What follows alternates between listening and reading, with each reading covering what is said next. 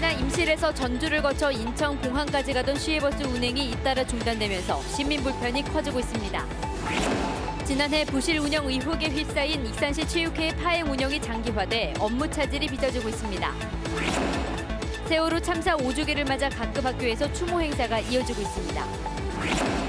21대 총선이 1년 앞으로 다가온 가운데 정부 여당의 잇단 악재와 야권발 정계 개편 가능성까지 제기돼 전국이 요동치고 있습니다. 총선 관련 소식을 오늘부터 3차례에 걸쳐 전해드립니다. 여러분 안녕하십니까? JTBC 8시 뉴스입니다. 정읍이나 임실에서 전주를 거쳐 인천공항까지 가던 시외버스 운행이 중단되거나 중단될 위기에 놓였습니다. 인천공항엔 고속버스가 있긴 하지만 이 시외버스 운행이 모두 중단되면 시민들의 불편이 클 것으로 보입니다. 보도에 송창용 기자입니다. 정읍과 전북혁신도시 인천공항을 오가는 시외버스입니다. 지난 2016년 11월부터 운행을 시작했습니다. 그런데 다음 달이면 시외버스 운행이 중단됩니다. 1997년부터 전주에서 공항버스를 독점 운행해온 대한관광 리무진이 영업권을 침해받는다며 시외버스 운행 허가를 낸 전라북도를 상대로 소송을 제기했고 1심과 2심 그리고 최근 대법원까지 대한관광 리무진의 손을 들어줬기 때문입니다. 그동안 정읍과 부안, 고창에서 공항행 시외버스를 이용해온 주민들의 걱정은 큽니다. 혼자 피곤하게 차 끌고 가서 잘 주차하고 이렇게 귀찮게 가야죠. 또 챙길 것도 많고. 2015년부터 운행을 시작한 임실과 전주, 인천공항을 연결하는 시외버스. 공항행 고속버스처럼 익산이나 김포공항에 정차하지 않고 고속버스에 비해 요금이 5,000원가량 싸 인기가 좋습니다. 하지만 역시 대한관광 리무진의 소송으로 운행이 중단될 위기에 놓였습니다. 1심과 2심에서는 전라북도가 승소했지만 대법원에서는 판결이 뒤바뀌었습니다. 현재 고법에서 파기환송심이 진행 중인데 대법원 판결에 따라 전라북도가 승소할 가능성이 낮은 상황입니다. 우리도 없을 때도 타게 댕겼어요. 김포 쪽으로 해서 이제 돌아오니까 또 시간도 토요일 나가는 시간도 좀 걸리고 뭐 여러 저거 있던 거는. 정읍에 이어 임실 출발 시외버스 운행까지 중단되면 인천공항행 3개 버스 노선은 2015년 이전처럼 다시 하나로 줄어듭니다. 지난해 9월 인천공항행 KTX마저 폐지된 상황에서 선택의 폭이 좁아진 시민들의 불편이 커질 수밖에 없습니다. JTBC 뉴스 송창용입니다. 지난해 부실 운영 의혹에 휩싸였던 익산시 체육회의 파행 운영이 길어지고 있습니다. 익산시 공무원들이 파견돼 비상체제로 운영되고 있어서 체육행정의 차질이 불가피한 상황입니다. 김진영 기자가 보도합니다. 지난 1995년에 문을 연 익산시 체육회입니다. 20년 넘게 익산 지역 체육인 발굴과 다양한 생활체육 프로그램 운영 등을 맡아왔습니다. 그런데 지난해 체육회 임원의 부당 위촉과 부적절한 예산 집행 등 여러 의혹이 제기됐습니다. 익산시 의회는 책임을 물어 올해 운영 예산 3억 5천만 원 전액을 삭감했습니다. 지난해 1월 체육회 사무국장이 불거진 의혹에 대해 책임을 지고 사퇴한 데 이어 임원진도 모두 해산된 상태입니다. 임금을 받지 못하게 된 직원들도 체육회를 그만두자 익산시는 업무 공백을 우려해 공무원을 파견하고 비상체제로 운영하고 있습니다. 익산시는 임원진을 새롭게 구성하고 예산 확보와 직원 채용 등을 서둘러 6월에 정상 운영한다는 방침입니다. 그러나 부실 의혹을 제기한 익산시 의회의 설득 등 절차가 남아있어 쉽지 않은 상황입니다. 예산이 이제 저희가 확보를 해서 이제 사무국장하고 직원을 임명할 예정입니다. 지금 그래서 정상화는 아무리 늦어 6월달 정도에는 되지 않을까.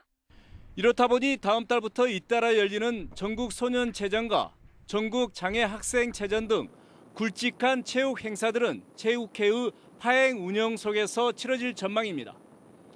익산시 체육회의 방만한 운영에서 촉발된 파행 운영이 장기화되면서 그 피해를 지역사회가 고스란히 떠안게 됐습니다.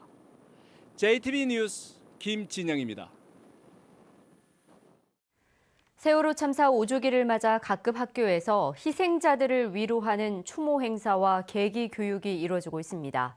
초등학생들은 종이배와 나비에 저마다의 추모의 글을 적고 그날의 아픔을 잊지 않겠다는 다짐을 했습니다. 조창현 기자입니다.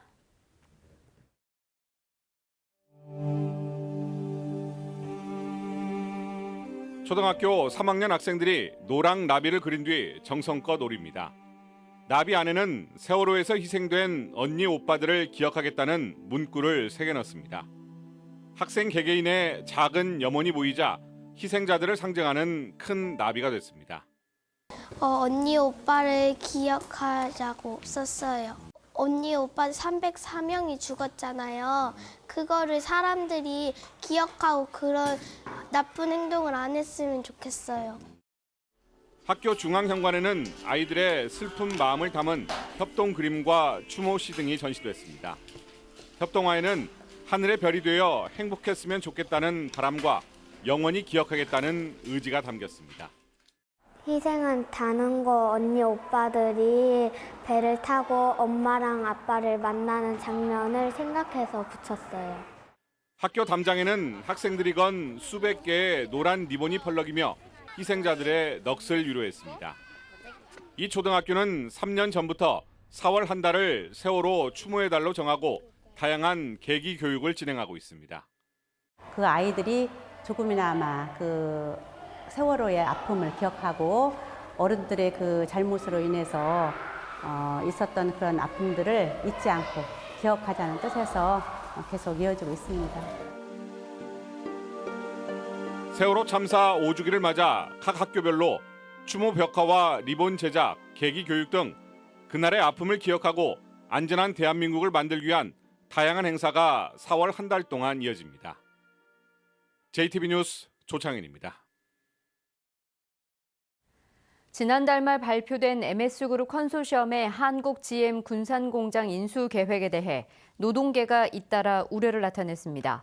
민주노총 전북본부는 MS그룹 컨소시엄의 참여 기업과 인수자금 출처가 아직 불분명할 뿐 아니라 MS그룹이 현대자동차 1차 협력업체인 점을 감안하면 군산공장이 단순한 위탁 생산 공장이 될 가능성이 높다고 주장했습니다. 전북노동연대는 위탁 생산은 다단계 하도급이라는 구조적 한계 때문에 지속 가능한 일자리를 보장하지 못한다며 지자체와 기업이 노동자와 함께 성장하는 공장을 만들어야 한다고 주장했습니다. 다수의 도의원들이 송성환 도의장은 사퇴하는 게 바람직하다고 생각하는 것으로 알려졌습니다. 전북도의회 한완수, 송지용 부의장과 이한기 민주당 원내대표는 송 의장을 만나 지난주 상임위별로 수렴한 이 같은 여론을 전달하고 오는 18일까지 거취를 결정해달라고 요구했습니다.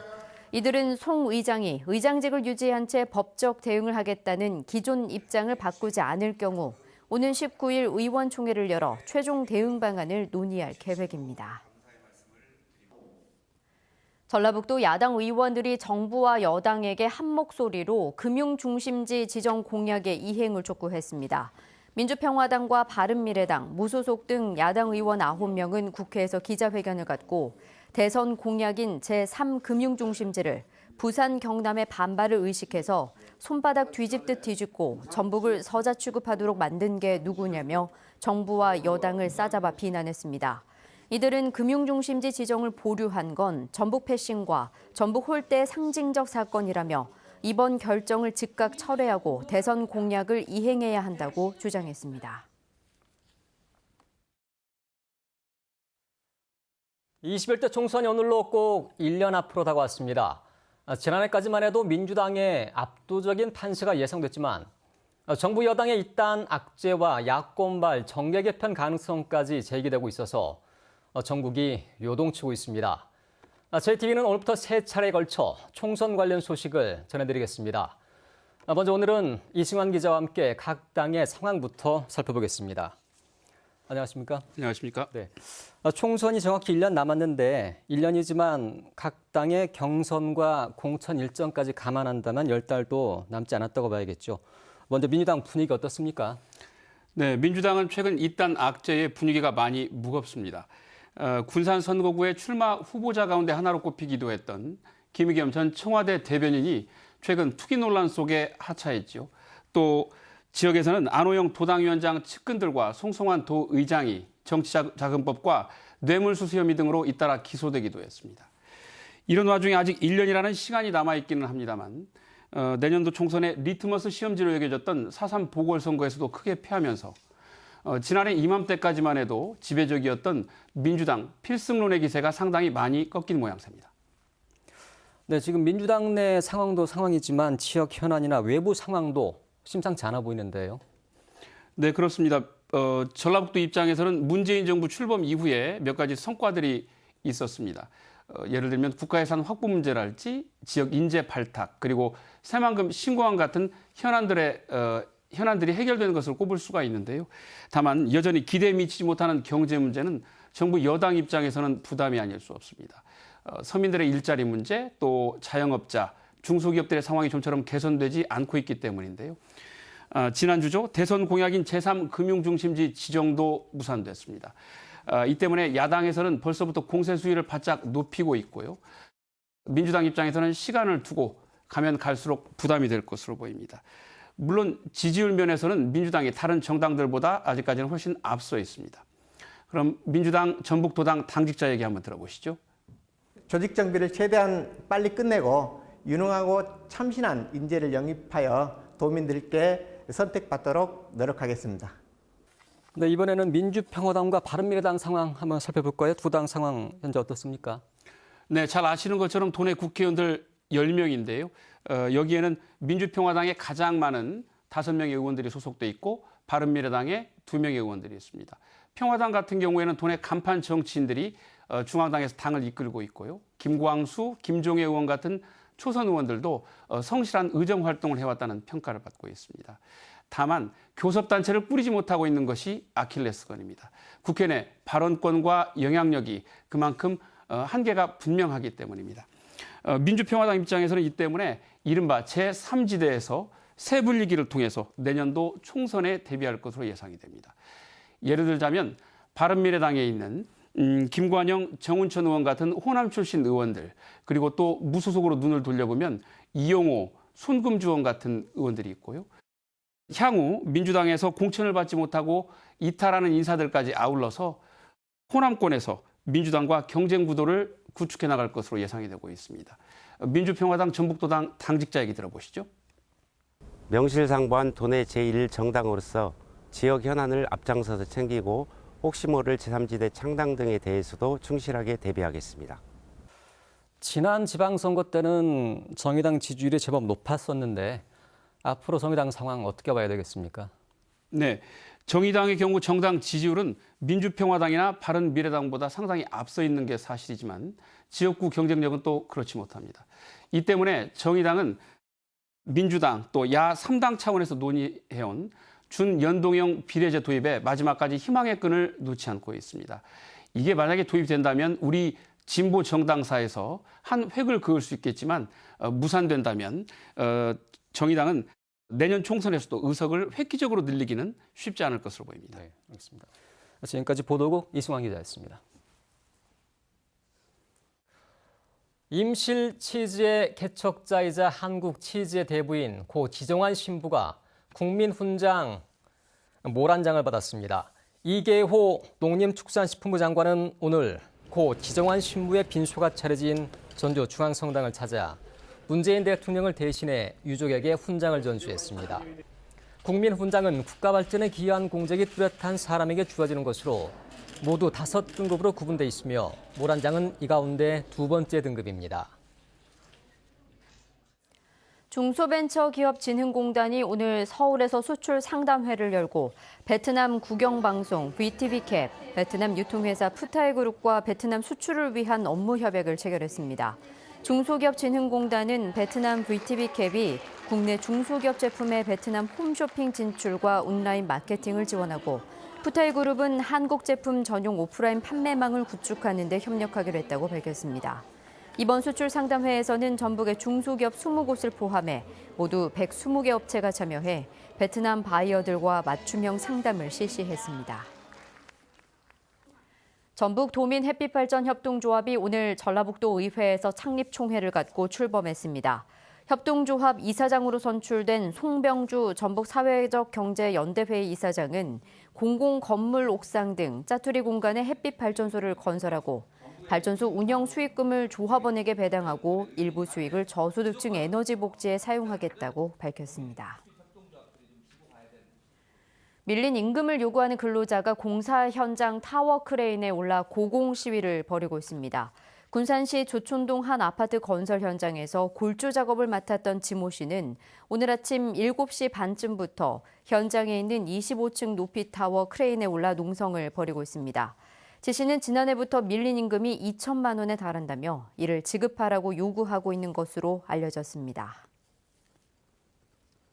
동료 교수와 제자들의 미투 폭로로 법정에 선 전주 모 대학 교수가 첫 공판에서 자신의 혐의를 부인했습니다. 전주지법 형사 2단독 심리로 열린 첫 공판에서 A 교수 측 변호인은 피고인이 동료 교수와 제자를 강제 추행한 사실이 없다며 혐의를 부인했습니다. A 교수는 지난 2014년 자신의 차 안에서 동료 교수를 강제 추행한 혐의 등으로 기소됐습니다. 전주지법 군산지원은 학력을 위조해 대학과 대학원에 입학한 혐의로 군산시 의회 의원 김모 씨에 대해 징역 4개월의 집행유예 2년을 선고했습니다. 초등학교만 졸업해 대학 입학 자격이 없는 김 씨는 알려지지 않는 방법으로 대학에 들어가 졸업장을 받은 뒤 다시 대학원 석사 과정에 입학하고 지난해 경찰 수사가 시작되자 고등학교 졸업 증명서를 위조해 경찰에 제시한 혐의로 기소됐습니다. 고기압의 영향으로 대체로 맑은 날씨가 이어지고 있지만 대기는 다시 건조해지고 있습니다. 불씨 관리에 주의가 필요합니다. 내일 낮부터는 남서풍이 불면서 기온이 더 오르겠습니다. 아침 기온은 전주 5도, 익산 2도 등으로 오늘보다 2, 3도가량 높겠고 한낮에는 군산 21도, 전주는 23도까지 올라 올봄 들어 가장 따뜻하겠습니다.